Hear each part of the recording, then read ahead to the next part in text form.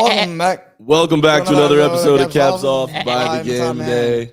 And the last episode of Caps Off by the Game Day for now.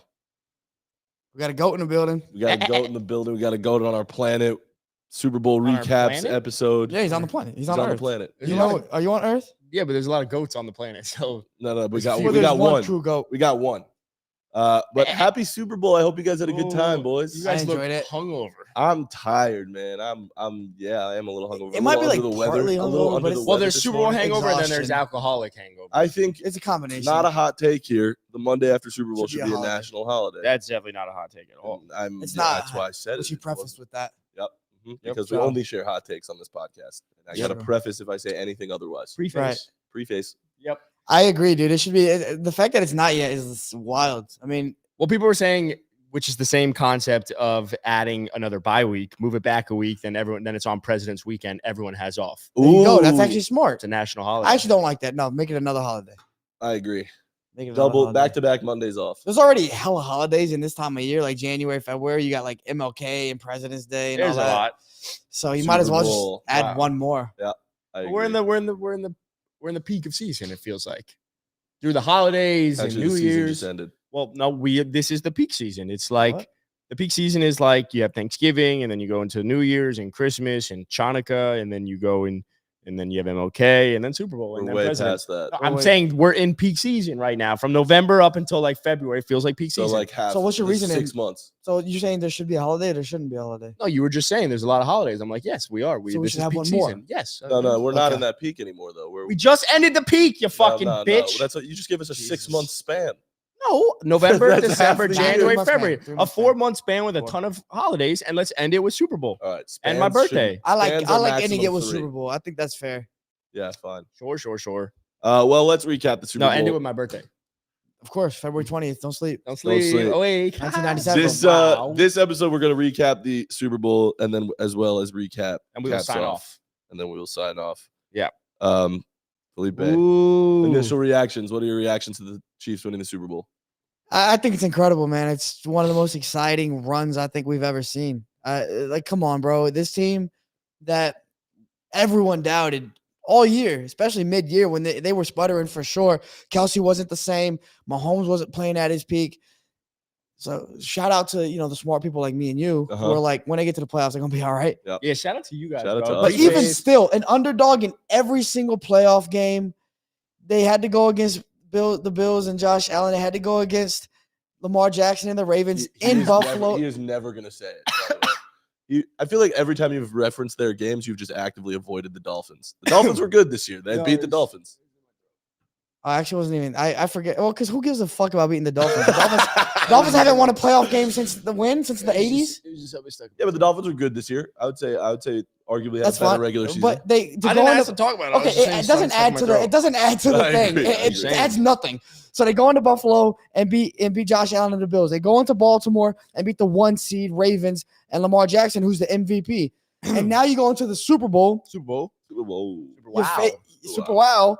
And you face Brock Purdy, this 49ers team that is one of the most talented rosters we've ever seen. I said it mid-year. This is the most talented roster I think I've ever seen. It's actually insane to be able to go on that tear and win all of those games. I mean, to do it, under the brightest lights, I think we knew that Mahomes could do that, but this run is incredible. So it was awesome to see him top it off. So I think for me, he just capitalized on one of the greatest runs we've ever seen. It was you love taking the top off, Top It's it off. facts. Yeah. Well, I think I saw someone in the comments also say this proved that Brock Purdy's a game manager. And I don't No. totally agree with that. Brock I Purdy played think well. I think what this game from the 49ers perspective proves more than anything is that Kyle Shanahan does have deficiencies as a head coach. And I think we saw that in the second half where they were dominating on the ground. And then Chris McCaffrey, it felt like there were 6 plays in a row where they were 6 passes.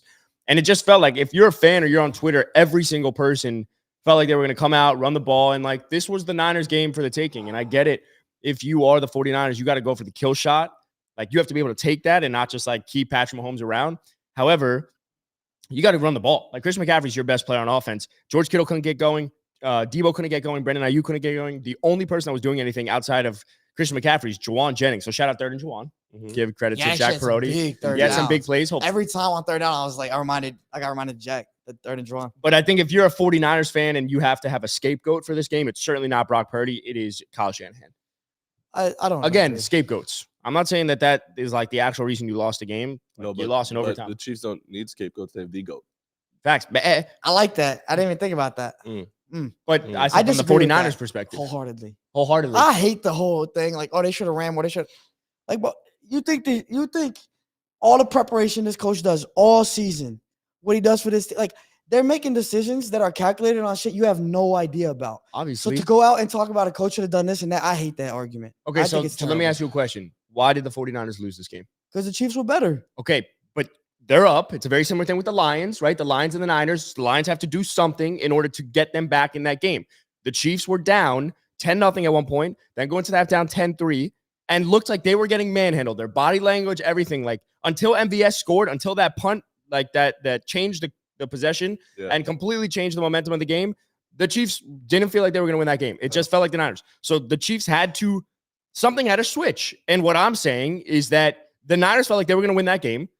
And then they came out in the second half, whether they had different looks. I agree with you. Kyle Shanahan is a great coach for a reason. I'm just saying if there is a scapegoat and you are a Niners fan and someone deserves blame and you have to sit there and be like, this is why I believe we lost, I would look at it by saying Kyle Shanahan. Not because Brock. of play calling. Yeah. No, not Brock Purdy. Yep. Brock I Purdy. agree with you that it's not Brock Purdy. Well, Brock Purdy I'm missed just saying some it's throws. also not I will Shanahan. agree Brock Purdy missed some throws, but it seemed like there was some miscues in general, not just that was on Brock and miscommunication. But I saw someone in our comments played well. Yeah, and I see someone Played in a our fine comments game, said yeah. if Brock Purdy this proved he's a game manager. No, that played a fucking Kyle Juszczyk to convert. I think it was like third down where he scrambled. Like other quarterbacks in the NFL not doing that. He threw some dots in the first half. Like his first half looked good. Like he came to play. Like we're getting what Brock Purdy is here in this game. And Mahomes did not look like that. By the way, that's all I'm saying is that like agree. if the scapegoat should not be Brock. It shouldn't be Brock. If someone needs blame, the blame goes to Kyle Shanahan more because of play calling. And it felt like, now granted, whether they loaded the boxes and they were different, there were a lot more variables at play, which I'm sure they were. But just from a third party perspective, from just like looking at it and watching the game without knowing anything, it just felt like they went away from the run and you were dominating on the ground. Yeah. And granted, Steve Spagnuolo called an amazing game, but I don't think, I don't think Brock's. I think the Chiefs were the better team, and it's not on Shanahan. They were the better team. Was he outcoached potentially by the second greatest coach of all time after Bill Belichick? But like, I think it's just like we always try to find a downfall with each team. It's like they were just outplayed. Yeah, they were just outplayed. You can say they were outcoached. Kyle Shanahan is a top 3-4 coach in the NFL. When they lose a game in the Super Bowl to the greatest player we've ever seen, it's not his fault. I don't think it's his fault. And I'm not going to say like it fell on him, especially when he knows way more about football than I do. Well, there are some. Well, I feel like I saw some, and I don't agree with it, but I saw some things on Twitter talking about like what should the Niners do with Kyle Shanahan. Obviously, he doesn't get fired, none of that. But you've now been to the game twice, to the big game twice. You've now lost to Patrick Mahomes twice. It feels like at what point do you get over the hump? Because this was your most stacked team. It felt like they had gone all in. They have a ton of free agents that are coming up. You're going to lose guys, the Ayuks of the world, the Chase Youngs. Like you were the most stacked team in the NFL probably in the last decade. For sure. If not more. And you lost to one player and one coach. So like Patrick Mahomes was your leading rusher. Good defense. A great defense. This was their best defense. That's really what it was. But I'm just saying this was the legacy game for Patrick Mahomes. And I'm going to recycle a take that you had last year, and I saw it on your story. And I'm going to bring it back and change it a little bit. You said that Patrick Mahomes is greater than Tom Brady ever was. And I'm also going to say that I believe Patrick Mahomes will be better than Tom Brady ever was as well. Not just from a talent perspective, but from an accolade. Will be better. Like from an accolades. Will be greater. Better is just ability, I think of it. Okay. Greater is like so accolades. Yeah. I believe Patrick Mahomes will be greater than Tom Brady. Yeah. And if we just want to take a rundown of everything that they've done before the age of 30. So let's look at the Patrick Mahomes accolades. What is his age, by the way? He's 28. Patrick Mahomes is 28. So we should look at it. So let's look at playoff stats before turning 30. Let's just look at playoff stats right now. All right, that gives Brady 2 extra years, but exactly. But I'm going to blow your mind. Patrick Mahomes has 5,135 passing yards in the playoffs. Tom Brady had 3,217. Patrick Mahomes threw for 41 touchdowns and 8 INTs. Brady threw for 20 touchdowns and 9 INTs. Brady, 3-time Super Bowl champ, 2-time Super Bowl MVP. Mahomes, 3-time Super Bowl champ, 3-time Super Bowl MVP. So you just take the playoff stats before turning 30. Mahomes has already 200 more passing yards, 21 more touchdowns, and one less INT. 2,000, excuse me. One less INT and 21 more touchdown passes, and he's 28. He's got 2 more years to surpass that. So let's just take the playoff stats alone. Okay.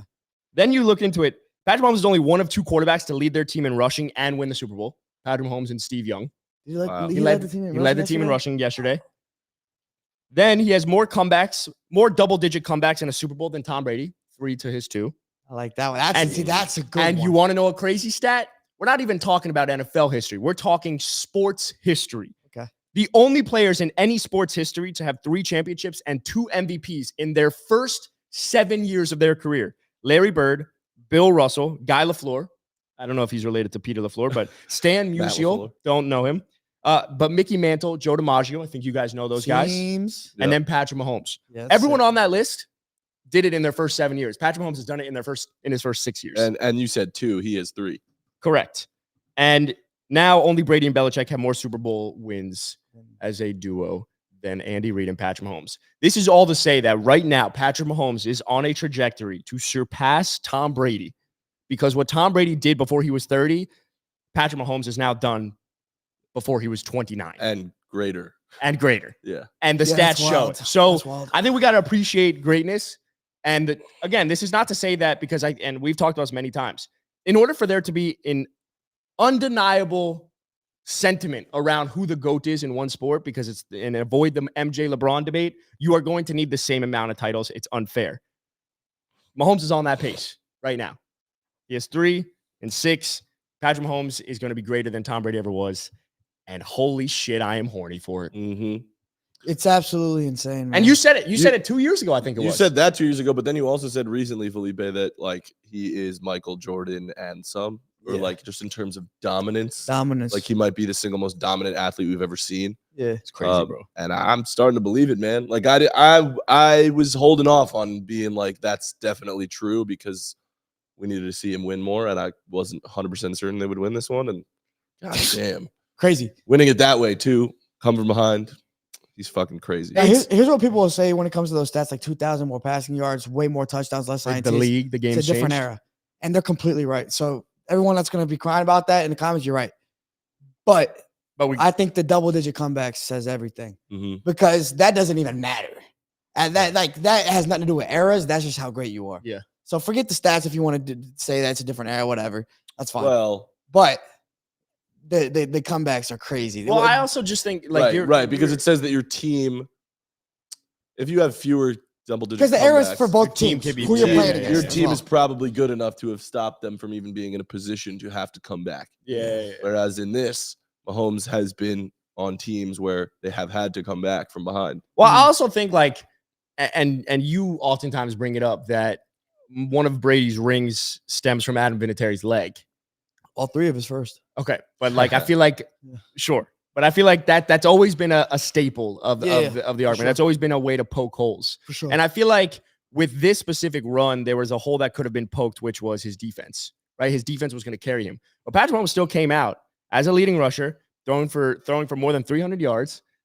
And in moments where, specifically when it was Brock Purdy against that Lions team and he needed to take it into his own hands and get outside the pocket and rush for a first down and all these things, Mahomes was doing that every single fucking time. That one play, I think it was either late in the 4th or it was in overtime. I don't remember exactly which one it was. But he like rushed right up the middle, saw an open lane, ran right past Fred Warner. Right past Fred Warner. That surprised me. Yeah. Fred just like saw him go right by him. And I was just like, this is crazy. And we said this off the pod. There was never a fucking doubt once it got to overtime. There were some doubts here and there because no. There were some moments. Overtime Mahomes is inevitable. Bro, when the Niners were driving and the Chiefs held them to a field goal, then you said, yes, they ain't losing this fucking game. But when the Niners were driving, you were like, I was nervous, but overtime Mahomes is inevitable. That guy is going to go down and do what he needs to do. Matan, man. Ooh, don't sleep. So yeah, let me ask you though, where would you compare, or how would you compare this dynasty with Andy Reid and Patrick Mahomes to any of the Brady Belichick's, to any other dynasty in NFL history? Better. They had a worse team. We didn't expect. Well, okay, if you're talking about the dynasty in general, just this year, I don't think the Patriots ever had a run like this. where they were as bad during the regular Where season. they were as bad, where we didn't even where expect you lose them, to the Raiders where on people didn't even expect them to win a playoff game. Like people didn't even expect them to win a playoff game. Yeah. And then not only that, but they run through the two scariest teams in the conference, the Bills and the Ravens, in the playoffs. Away, not even at home. Away. Away on the road, which was which is like, okay, they've always won at home. They can't win on the road, which they do that. And then you go and face the best team in the game, in the league, like by far the best team in the league. This is 49ers. Like that is just as dominant a run as it gets. The only time I've seen a run like that, Dirk Nowitzki 2011 finals. I'm sorry, because you got to run through. Who'd you play? We played. Well, we beat the Heat. You know what it is. But you go in. I do know. Yes.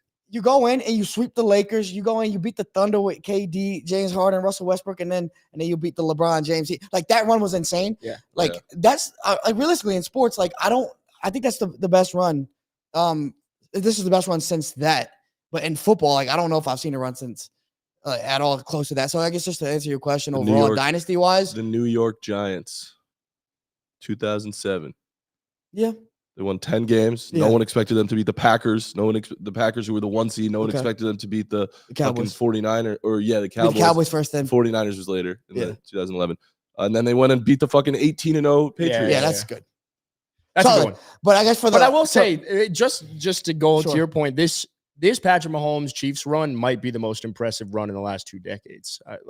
Because what you just said, whether it is the Giants, whether it is the Mavs in 2011, because of the way the regular season was going. Like let's call back when you got blown out by the Raiders at home on Christmas Day. Like at that point, we were filming remotely, and I literally said, this fucking team is ass and they're done. I give you guys credit. You guys kept saying when they get to the playoffs, but I was fucking writing them off. I said, this ain't the same team. And you go into the fucking playoffs. So that's why I think that this is not the most impressive run. Because of Mahomes? That's fair. Because it's like you expect Mahomes to be great. I always expected Mahomes to be great. Now, it was their most impressive run, no doubt. But like the Eli Manning-led Giants is more impressive to me, having taken down Aaron Rodgers, fucking Tony Romo stacked Dallas teams, and then fucking Tom Brady stacked Patriots team with Randy Moss. That wasn't Rodgers, I think that was Brett Favre. Was it? Yeah, Brett. The Cowboys. Whatever. Brett Favre and the team. Yeah. Easy to beat in the playoffs. Yeah, okay. Well. Hey, that was Tony Romo's first year as a starter. Give me some credit, bro. They won. They went on and won the Super Bowl. 0 people expected them to win the Super Bowl. That was the Cinderella But I will story say, you are having that point. And I know you were just saying with the Dolphins, like you don't even think about them. But going into that game, there were a lot of fucking people saying they're not gonna beat the Dolphins. Yeah, there was. So like, I just think the flip switched very quickly once they beat the Bills. Because even going into the Bills, I took the Bills and I was like, I ain't betting against Patrick Mahomes ever again. Yeah. Like hindsight 2020. But going into it, we were like, this ain't the same team. And yet, 2 years in a row, you trade away Tyreek Hill, and you have a shitty supporting cast outside of Travis Kelce, and you go back to back. I mean, like it is insane. And I see a lot of comments about glazing. I will literally glaze donut the fuck out of Patrick Mahomes because he deserves it. And I've said this, and we're gonna keep saying it because there are a lot of fucking people. There are 857 people on TikTok specifically watching this. Like, most of the people probably tuning into this is around our age demographic, right? Like we're all in that same age bracket. A bit younger, yeah. And for the most part, we grew up with LeBron and we appreciated his greatness a little bit later on because early on he didn't have the championships to kind of go along with him being the GOAT. We never were around for MJ, and all the parents are like, MJ, he had this kill factor. He was amazing. You just had to be there. Like all this fucking nonsense. Well, we can't speak on it. So now it becomes a generational argument. Well, then we fucking have Tom Brady. Well, for the majority of Tom Brady's early career, we were fucking also young and toddlers. So we could only appreciate the back end of his greatness the same way with like LeBron. With Patrick Mahomes, in fucking 6 years, we are potentially seeing the greatest football player of all time from a trajectory standpoint and what he's able to do. So I see a lot of people saying, well, he'll never touch Brady's numbers. Well, he might not have to play 24 years just to touch the Super Bowls. Yeah. That's the crazy part. So that's crazy. Yeah. Brady played 24 years. 23, I think, specifically because he retired. Insane. But he won't need to play 23 years just to get there. So I think the reason that we will glaze donut, Krispy Kreme, hot and fresh, ready and hot, this man is because Super wow is because we are potentially watching the greatest football player of all time and potentially watching the undisputed GOAT in a sport. Dude, drop that versus, potentially, bro. We are watching. No, because we're on pace. It's a pace thing, so you have to stick with pace. We are. If he retired right now, he'd be a first ballot Hall of Famer. But if he retires right now, where is he on the all-time list? Who? Patrick Mahomes. If Patrick Mahomes retires today, he's 2. Where is he on the all-time list? I think he's 2. And again, I think he's either 2 or 3. You either have Joe in there as well. Nah, But no, In terms of quarterbacks? yeah. And again, I'm not saying this is just, I believe, because you will always come back to Brady's longevity in his 7 Super I Bowls. get it. And Well, I that's think the point, Yeah. right? You need, in order for someone to be like conversation starter and ender, you need the chips. That's the harsh part. And that's where LeBron loses the argument to MJ. Yeah. MJ was perfect. But MJ also, if you're not counting what he just also did in the playoffs, he lost in the fucking first round. Mhm. He didn't like, so I think that's the hard part. What would you say? I think right now he's on par with like a Lawrence Taylor or something like that. So I don't even know if he's greater than Lawrence Taylor or like Ray Lewis all time. Quarterbacks. Yeah, just quarterback wise, I would put him 2 for sure already. Like right there on Brady's heels. I mean, personally, I would put him 1, but like I think if I had to take the consensus of everybody as well, like just the public, America. Yeah, he's probably 2. Yeah, he's probably 2. But I think, to answer your first question, I mean, the dynasty question, we're analyzing this single year right now. So then the dynasty, you have to look at the other 2 Super Bowls. And yeah, I still think that, I mean, this dynasty, because this year was so hard and we couldn't see it happening at all, it becomes the best dynasty that we've seen. Because, like, yeah, you get the second Patriots dynasty, which was pretty good. Yeah. Like, that win over the Seahawks was actually a really good win for them. They weren't supposed to win that game. Who else did they beat in that run? That was the Malcolm Butler. They beat the Rams, right? They beat the Rams, which was a horrible game. The Patriots? Yeah. Right? No, well, they played the Seahawks in the Super Bowl. Yes. And then the next Super Bowl they won. You're saying I'm talking the second dynasty was they beat the Seahawks. Yeah. They beat the Rams, I believe, and they beat the Niners, right? Was it the Niners? No, it wasn't the Niners. Who was it? Not the Chiefs. No, they played the Chiefs because he beat Patrick Mahomes. Yeah. Hold on. Comments. Give it to us. Who was the last Super Bowl? Falcons. Falcons. Correct. They came out 28-3. Yeah, 28-3. Yeah. So I mean, look, man. I mean, I think it's comparable. Like, look, I'm not diving into the stats or anything like that when it comes down to like comparing dynasties. I think for me, it's the most exciting because they're a young team. Like Patrick Mahomes is so young. First comment on that was these kids don't even know football. The fuck. I mean, look, we don't. Good take. How's your podcast doing? It's a great. Well, ours isn't gonna do too well. Today, but, yeah, no, I'll say it's my favorite dynasty. I don't know if it's the best because the Patriots, that second dynasty was amazing. First dynasty, I don't give a fuck about. Defense won that. Second one, I thought was really good. Yeah, I don't know. There hasn't been that many dynasties. It's crazy. Yeah, dynasties are far and few. I would say the Cowboys in the 90s was probably more impressive than the Patriots. No team has ever won 3 straight Super Bowls.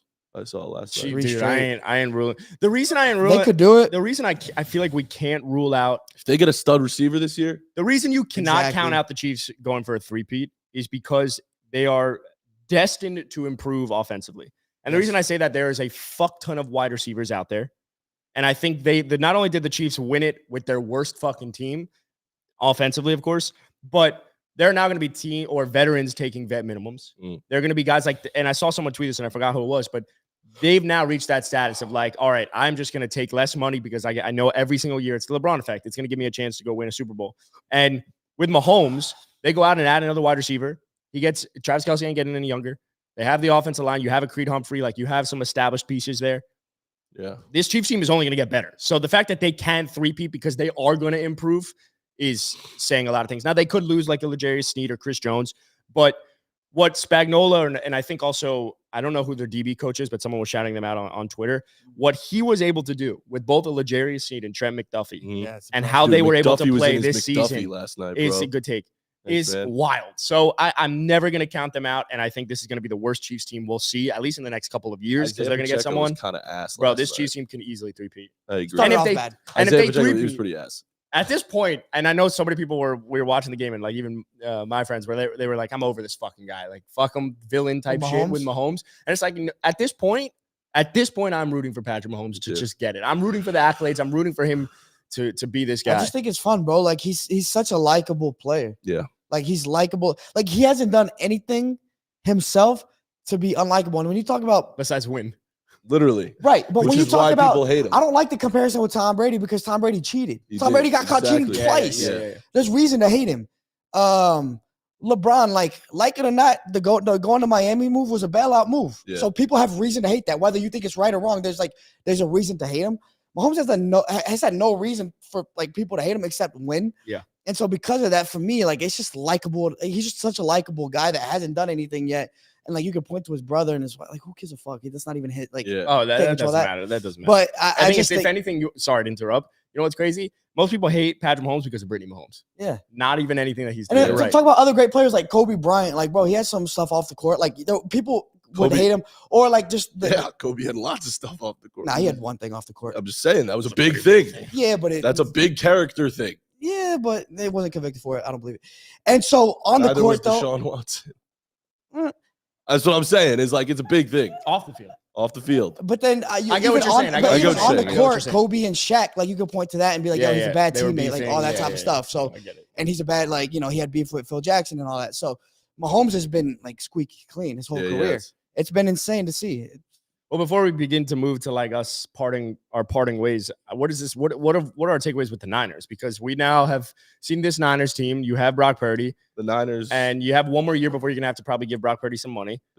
The credit I will give the Niners that I remember before the season, Jack was saying what a successful season would be for the Niners is that they found their quarterback. Yeah, they finished the season and they found their quarterback. So you're saying that's the best thing from the Niners. The best takeaway of their whole season is the fact that they locked in Brock Purdy as their quarterback, and he's going to be the Did I say something? You just said the best team. Sorry. Oh yeah, that the Niners locked in their quarterback for the next few years, 5 years, let's say. I don't know if Brock Purdy's a 10-year guy, but that's all you can ask for. Before the season, they had no idea what Brock Purdy actually could be. Yep. The guy put up MVP-like numbers. You can't scoff at that. Yeah, he had a great year. He's gonna stay a Niner for a while. He's gonna get the bag. Good for them, honestly. Yeah, I think you're right. I think he's a guy, and he's gonna get a bag eventually. I don't know if I'm fully sold on him. Like I think he's really good, but like if I'm a Niners fan, he comes out and shits the bed next year. Like, yeah, look at Daniel Jones. Well, the angle I'll give, and it's Daniel the angle Jones. from a Dolphins fan perspective, is like this was the year for Patrick Mahomes to lose.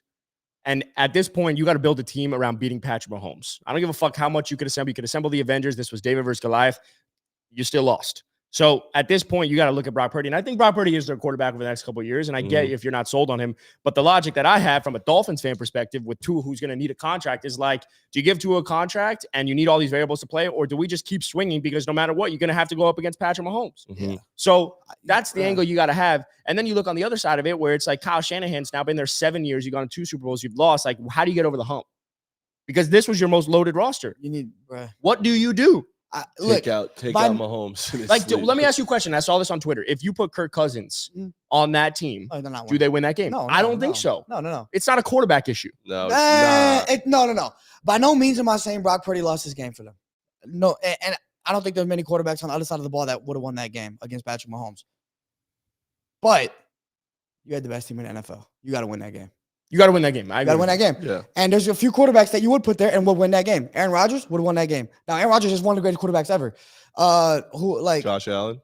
Well, you're talking like elite. Josh probably would have won. Dude, you know what? It just comes down to the fact that, I've said it time and time again, but you have Patrick Mahomes and you have everybody else. Nobody else has really proven to be that guy yet. I know he won a crown Burrow after a year. Look at the season he had this year. Terrible. Josh Allen has been a really good quarterback, but he's also had some downfalls when it matters. Whereas in the past, we knew Brady was amazing. We knew Peyton Manning was amazing. We knew Brett Favre. Well, it took some time. This is a bad era of quarterbacks. I know there's a lot of good quarterbacks. I disagree. There's only one great quarterback. It's the truth. Well, that I understand, but it also took time for us to see Drew Brees win and Peyton Manning win and other quarterbacks like get to that level. Like we're talking like Peyton Manning didn't win his first playoff game until 6 years in. Yeah, but these guys have been in the league though.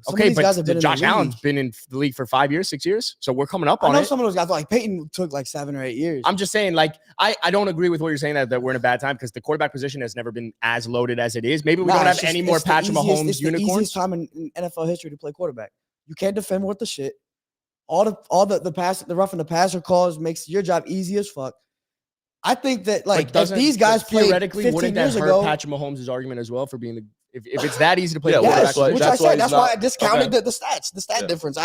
But again, Pat Mahomes is in that level, that tier of those other guys, the Peyton Mannings and Tom Brady. I just don't think anybody else is in that level yet. Now they can become that, they can get there. Like Joe Burrow can get there and Josh Allen can get there, but like nobody else has won. No one is close to Patrick Mahomes. Yeah. Nobody else has won, bro. And no one should argue that.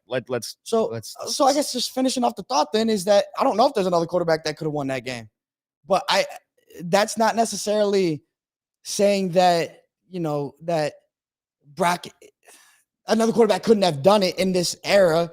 It's just that I'm jumbling my. No, words I know here. exactly. I know where you're going with this. If this was a different era, there would be multiple quarterbacks that could have gone in and won that game. Yeah. Like Drew Brees, Phillip Rivers would have done it. But I think what we're seeing, this was a great. Eli would have won that game. This is a great Joe example. Flacco would have won that game. Yeah, but I don't Like put prime Joe, like 2012 Okay, Joe. but I'm not putting this like this Super Bowl was a battle of team versus player. It's just what it felt like, right? Like obviously when we say David versus Goliath, that's what we're referring to. Yeah. We're referring to their overall team versus Patrick Mahomes. Yep.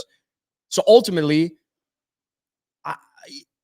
is the build of a team to build Patrick Mahomes, does it have to come down to just elite quarterback versus elite quarterback? Or are there scenarios where you could have the team actually beat Patrick Mahomes? Because this felt like this was as close as it gets. Brock Purdy, whether some person wants to put him top 5 or some person wants to say he's like an 8 through 12 quarterback, doesn't matter. That's your middle of the pack, because the next level, I guess the upgrade from Brock Purdy would be like a top 7 quarterback. And I don't even know if they're getting them over the hump.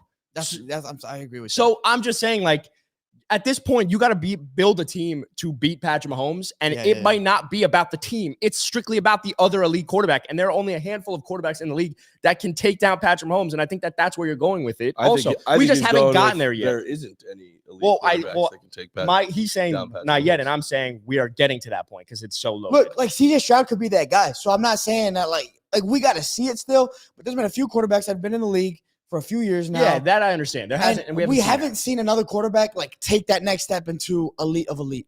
That we I haven't. Mahomes is the only one. So I don't know if another quarterback could have replaced Brock Purdy and won that game. I actually don't think so. It's tough. Like Stroud potentially, maybe Jordan Love. Because I don't know. I don't think there's a quarterback. But they're not there yet. Because it wasn't a quarterback thing. It's a coaching thing, I feel like. They're not there yet, but I think it's more of a testament to there's just not as many great quarterbacks in the league right now, rather than a great quarterback couldn't come in and take that. Quickly, just because there's over 1,000 people watching right now here.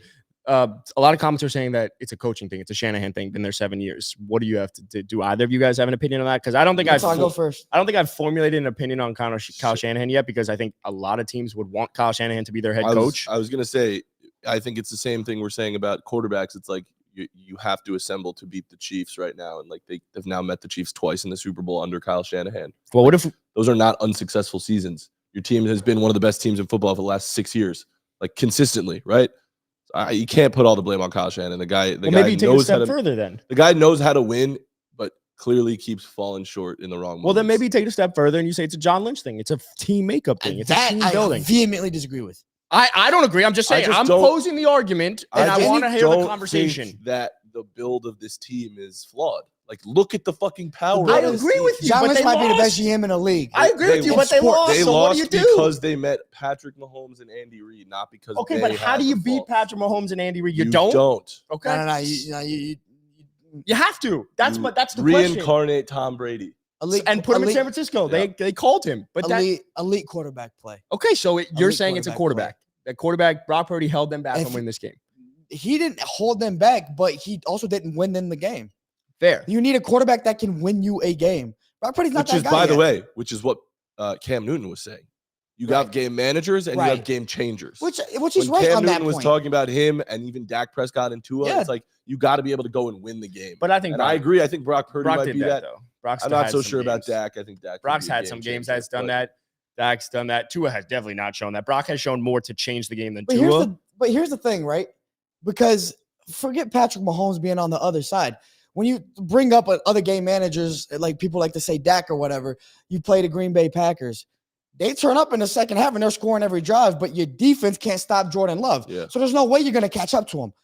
The Chiefs, the 49ers were holding the Chiefs all game. If you're Brock Purdy, you're not playing Patrick Mahomes, you're playing the Chiefs defense. Yeah.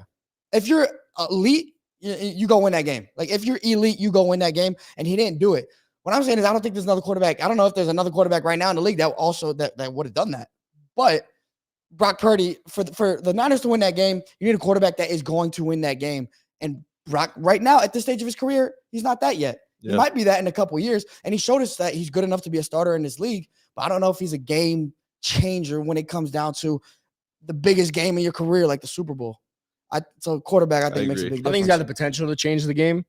but But we're that's also. all talk. That's hearsay. I agree. But like we're talking about a guy in his second year. I think we forget that he's in his second year and was the last pick in the draft. Like you know what? Like I don't think anyone's forgetting that. Oh, I think people totally just want to rip this dude apart and say it's his fault.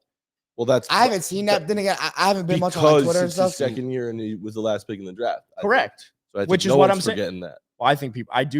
When I say people are forgetting that, is that they're using that Against him. They're using that against him, and I think we got remembering that. I guess It's the opposite of forgetting. I'm just saying they I are feel remembering. He was the last pick in the I draft. don't agree Therefore, with the he slander. stinks. I don't agree with I Purdy's slander. agree with you. I don't agree with the slander. I think he's a good quarterback. Do I think he's necessarily a game changer? He had one game in the NFC Championship where he was, but That's fair. we haven't seen a ton of it. That's fair. He had some throws also throughout the season, but that's my point. He's young, so I agree. You said it earlier. The takeaway from the Niners is that they found their quarterback for the next couple of years. Yeah. You ride that. You're going to lose Ayuk. Yeah. You're going to lose some other pieces, and you'll see. You'll retool, but you got to go to coaching. I want to so tough. Parting words. I want to begin to wrap up, but before we do, we have to recap a few things because this is the recaps episode. Damn. This is our last episode of Caps Off today, unfortunately. As we said and announced on TikTok and on our previous episode, that after Super Bowl, that would be it for us. So this is officially our last studio shoot. Oh, man. And it's really sad, man. So I do want to recap. I know we've done this in the past, but we're each going to give one memory we've had over the last 2 years of Caps Off. What is your favorite memory being on Caps Off? Yeah, man. I want to go first, and Please. because that this is not one specific memory, but it's like this feeling right now. It's gratitude. Like these last 2.5 years of posting content, building a community have been some of the most fun and exhilarating 2.5 years ever of my life. Yeah. And I'll remember for the rest of my life the friendships that we built, the people we met, the communities that we interacted with. Like the crossover is something that I never expected to happen. So ending Caps Off, my heart is filled with so much gratitude, excitement, love, and everything. I'm sad. It's bittersweet, but all good things must come to an end. And I know we're all going to, like, at the end of the day, what Caps Off built was, this is so fucking corny and cliche, but like friendship, right? And a community. So I leave in a very proud way knowing that happened. So I love you boys. It's been a fucking hell of a ride. I'm very sad, but it's something to be proud of. Yeah, totally. I'll go. I think I'm going to talk about 2 Super Bowls. So the first Super Bowl was really awesome because it was kind of like we felt like we got somewhere, right? Like we were there. We had Trey Wingo on the pod. Tell the people where that was, where we were. In Phoenix? Yeah. I was just saying tell the people because they don't know. Okay, so we were at the Super Bowl last year, which was in Phoenix. Happened to be in Phoenix, if you weren't aware of that. And yeah, so I think that was cool because that was like kind of like a we made it moment. Yeah. But I think this Super Bowl, the amount of people that came up to us and just recognized us and were like, yo, we love the pod. We had a guy from Spain that broadcast games in Spain. I think that was the biggest thing. That was awesome. The fact that he knew us by name. Ram safety Quentin Lake was cool when he came up. That was the second one I was going to say. One of our favorite players on the in the world. Yeah, but no, starting safety for the Rams. Yeah. And he's a big fan of ours. And he came up to us while we were sitting down and just wanted to say that he loved us and stuff. So I think that goes to the community we built, because for people to love us, like we have to give them a reason to actually enjoy watching us. So obviously the chemistry, the conversation that we were able to have, just the fun we're able to have, because anybody can talk ball. You want to hear ball conversation, turn on ESPN and that's it. You don't have to tune into anything else. But to stand out, you have to like bring something else. And I think the chemistry that we had, and yeah, just like the vibes we brought, people wanted to be a part of that. And not just Gen Z, not just like kids, but a lot of people, but everyone, players in the NFL, broadcasters in Spain. Like, I think that gave like the full perspective of what we really. Bro, we had here. people, before you jump into it, the Achos of the world, the Ari Meirobs, like NFL insiders, Jordan Schultz. Like we had the privilege of working with so many fucking different people in this space, right? And interacting with us, because we never prided ourselves on being these expert ball knowers like people in the comments want to talk about. We just prided ourselves on being fans of the game and wanted to talk shit and give people a platform to talk shit. And that's pretty much what it was. I was going to say similar things. The thing that I have found most meaningful about the last couple of years of Caps Off has been knowing that we made something meaningful. So and that is meaningful to me, right? Of like knowing that we fucking just came into the office on Monday mornings and would yell at each other about football takes and just decided, let's throw a mic in front of us and a camera and like hope that that it sticks. Like, this is the reason we do what we do is to make content that resonates with people. And clearly we did that successfully. And we know we got that from being at the Super Bowl and being recognized, or even at the NFL draft, or wherever that may be, or you guys in the comments watching live at noon on a Tuesday or Monday. What's today? Is it Monday? Monday. On a Monday. Like, that to me is like the best thing we could have possibly done. And like, we all have great things coming for us next, no doubt. But who knows if it'll feel as personal.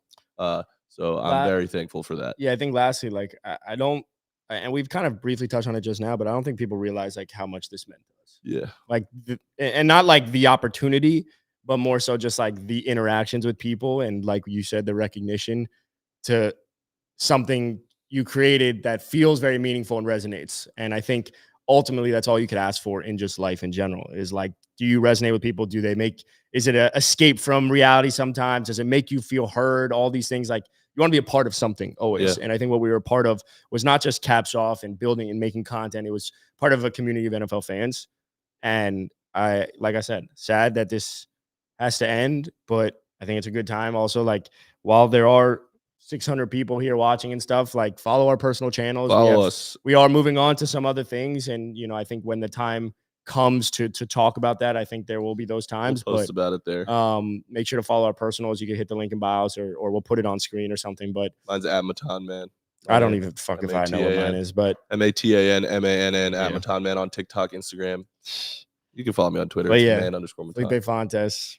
That's the bro. Don't drop the D. Like, but hey, man, in all seriousness, I love you guys. I wish Jack was here to say the same thing. I know we all love each other, and love is love is love is love. And amen, brother. It's been a good ride, man. Shout out. A lot to be proud of. Yeah, absolutely. Hell yeah, man. I mean, well said. All right. Thank you for listening to the Caps Off podcast. We won't see you next time. Damn.